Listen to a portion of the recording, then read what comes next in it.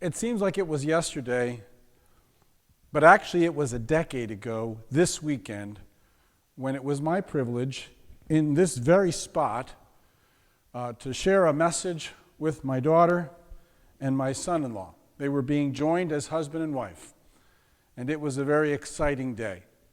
People came together from all across the country. A lot of my family and my wife's family are from out east, and they all came, and friends and relatives of my son-in-law came all the way up from Oklahoma. By the way, that's why I have my Sooners shirt on, because that's where the two of them met, at the University of Oklahoma. God blessed that long journey for my daughter to go to college and PT school, blessed her with finding the person of her dreams. It was a great day. People were gathered together. It was a time to celebrate. And we did it here in this place to begin with because my daughter and her husband were welcoming God to be a part of their life, to be a part of their love, to be a part of their relationship. They welcomed Him for better, for worse, for richer, for poorer, in sickness and in health, to love and to cherish, till death do them part. And He would intertwine with them in their relationship as the loving God who loved them enough to send His only begotten Son. I also remember the text I used. It was about clothing, and it was from Colossians chapter 3, and it says this: "Therefore, as God's chosen people, holy and dearly loved, clothe yourselves with compassion, kindness, humility, gentleness, and patience. Bear with each other and forgive whatever grievances you may have against one another. Forgive as the Lord forgave you.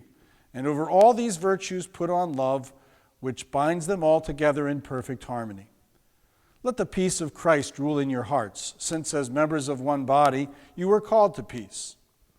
And be thankful. Let the word of Christ dwell in you richly as you teach and admonish one another with all wisdom, and as you sing songs and hymns and spiritual songs with gratitude in your hearts toward God. And whatever you do, whether in word or in deed, do it in the name of the Lord Jesus, giving thanks to God the Father through Him."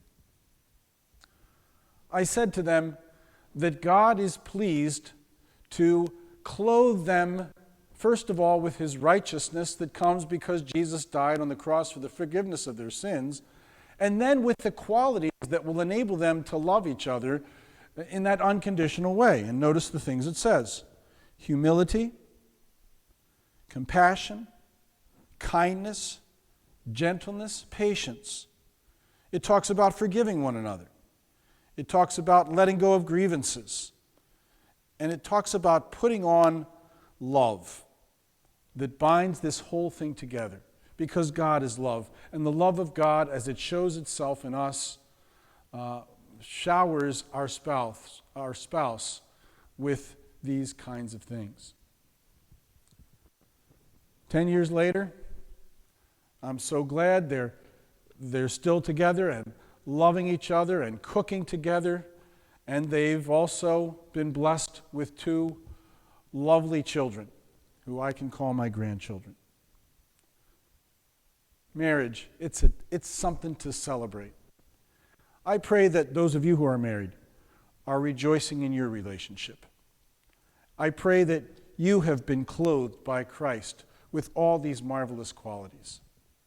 And as I think about the celebration of my daughter's wedding today, I pray that you also think about yours and how God has blessed you with the partner that He's given you, for better, for worse, for richer, for poorer, in sickness and in health, to love and to cherish, till death do you part. May His love continue to shine in you. Have a great day. We'll see you again on Monday on Every Day with Jesus. Bye.